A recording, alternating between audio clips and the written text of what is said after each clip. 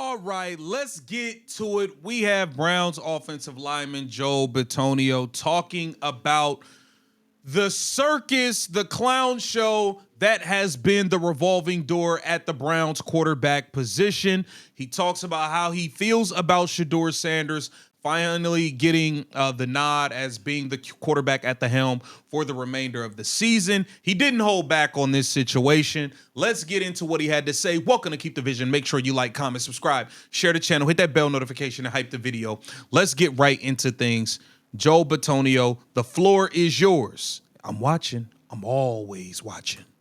With everything, with the cold, how much does that change the way you kind of approach this? I mean, it's one thing to play in even normal temperatures, but I mean, with the cold that they're expecting in Chicago. Yeah. It definitely affects it. Like, you have to, kind of prepare yourself a little different, make sure you have some stuff on the sideline to help keep you warmed up. But I think it's getting to a point inside that you're warmed up enough so when you go outside you kind of maintain it. It definitely changed it. If it was going to be like 85 and humid, you'd probably, feel pretty good about it. But, that's kind of where we're at in the season right now. You going to be on the practice field tomorrow? We'll see how we wake up tomorrow. It's one of those things. We're working through a couple things right now, so we'll kind of play it by ear. Hopefully, you get a few reps in. But kind of early in the year, I played with. Well, y'all, you need reps. Everybody on the line need reps because this Browns offensive line stinks. I got to be honest. This O-line stinks. There's no way they should be thinking the quarterback is here in Shedeur Sanders. Y'all need to be drafting a tackle. Y'all need to be drafting a tackle with your first round pick and with your first round pick, and maybe doubling up on the offensive line with the second first round pick you have if you don't go receiver. But hey, listen, y'all need a few linemen out of the draft. No reps, that week too. So we'll see how it works out. Joel, I was gonna say all we've heard about Ethan is how professional he was, how hard he worked, how smart he was, how much he meant to this line. So not having him out there, what do you guys think? Yeah, I haven't been out of practice too much yet, but I mean, he was driving the ship, especially with these young quarterbacks in there. And the good thing, though, is Whippler kind of has learned from him, and he's had 3 years of experience in this league of, learning and kind of being that, backup and ready to step in. And I think he did a great job when he went in the game last week of just kind of directing things. And he's kind of taking that role over, trying to be demonstrative, trying to make those calls. I think the game plan is been similar to weeks past where it's really condensed, really focused, and he can dive into it. So you miss a presence like Poe because he's done it well for so long, but you get a guy like Whip who's fighting for his opportunity as well. He was saying that. Sorry, he was saying that Ethan was giving him advice while he was on the court. Yeah, I think before he was getting up, I think he was talking to him about what he saw the nose guard doing or something like that, and he's just all about ball, and so we appreciated Poe. We gave him a lot of crap for it because he was so focused, but he, like I said, he worked hard and he was dialed in. So is it just crazy that you're one of the last starter standing as of right now, that you guys have just had this many injuries to this point? Yeah, it's been tough. You never want to see guys get banged up and things happen like that.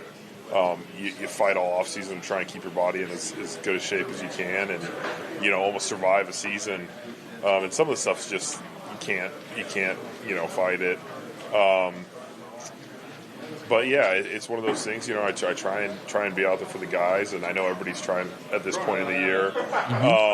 But it is crazy. Like, if you would have told me at the beginning of the year, you're going to be playing next to Cam Robinson and Whip and Tev and KT, or guys like that. It just, you never expect it, and you go out there, and that's kind of what's kind of happened towards the end here. Tommy Reese said Whippler's kind of annoying. Was that his exact quote? Yeah. Well, Whippler's a Jersey guy, right? And I don't know, I don't want to offend any Jersey guys, but he has a little bit of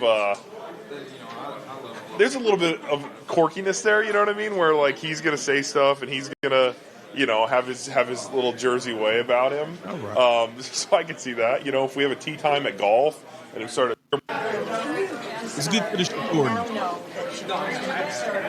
Okay, here we go. We at the Shedeur part. Let's get to it. Season. Just what are your thoughts on that, and how does that maybe help you guys to know who you're going to have and build on that? Yeah, we. So that's Mary Kay. I know it's hard to hear her. I don't know why they don't have like mics for this stuff, but she's asking about the quarterback carousel that has been going on this season with the Cleveland Browns. Let's hear what he had to say about it. We've been taking it week by week and just kind of whoever's back there, but I think he's shown some really good things and made some big plays for us. Had us down there to try and tie the game last week. Had us down there to try to tie the game last week. Kevin Stefanski took him out, though. Ain't that sad? Ain't that sad? And it just gives him a chance to grow in this offense and see what we can do. I know we have some challenging defenses coming up, and it'll be a big opportunity. We want to try and give him his best opportunity to show, what he can do and how he can play in the NFL. And I think every game is for these quarterbacks is so good just to learn and get the speed in the game, and it'll be good for this year and his future. So he sees the potential in Shedeur Sanders. Obviously he was on the field while Shedeur was making all these big plays.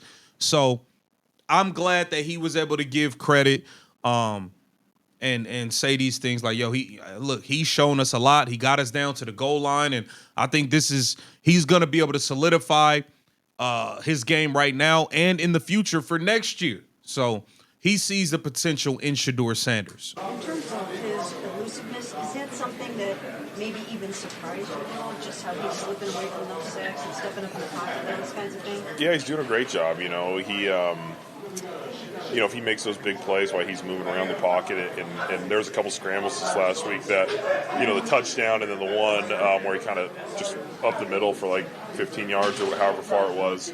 Those are huge plays. It's going to make the defense maybe spy or change their thought process, and it makes defensive linemen like we got to stay in our rush lanes instead of kind of going crazy. And so if he can make big plays for us, like we're all for it. Joe, what do you see in The type of big plays we wasn't seeing from Dillon Gabriel game after game after game after game. for you guys in your run game right now? Doesn't seem like some of those explosives that were there early in the season or earlier, I should say. Yeah. With you, just haven't been there. What do you think's happening there? Yeah, it's been tough the last, couple of weeks. We just kind of got bogged down. Like, I think the Raiders game, we got up and we were, they knew we were kind of running 4-minute offense, and so that kind of fell off. There's been a lot of movement on the D-line. Like, D-line's been kind of moving on us a little bit. And I think for us, it's like with whole new groups, it's like we have to understand what everybody's thinking. And so it's taken us a little bit to make sure we're executing. And it's one of those, like, most football cliche things ever where you're like, oh, one block away. But when you look at the tape, it's like, oh, man, we cut that guy off on the backside, or we get a safety coming in the box block. Like, there's a chance for more. Or you get a long run, you get a holding call. Like, those things all just, like, have added up the last couple of weeks, and it's definitely an emphasis of us. I do think you see, like, teams loading the box, but I think Shedeur has taken advantage of that a couple times and it hit him for big plays. See, that's the difference. When you got a quarterback like Shedeur, they can't load the box, and when they do, there's a price to pay, and he's shown he will make you pay. So hopefully that continues, and we can just continue to evolve the offense. All right, so that was offensive lineman Joe Bitonio speaking about Shedeur Sanders and some of the positive things he saw. And ultimately, he feels like they got to get the ground game going again. But a lot of moving parts on the offensive line. I will say this team it was already a mid to bad offensive line, but with all these injuries, it's really bad. But we'll see what they're able to do with the Chicago Bears. Get down in the comments. Let me know what you think about this. This Keep the Vision. Make sure you like, comment, subscribe, and share the channel.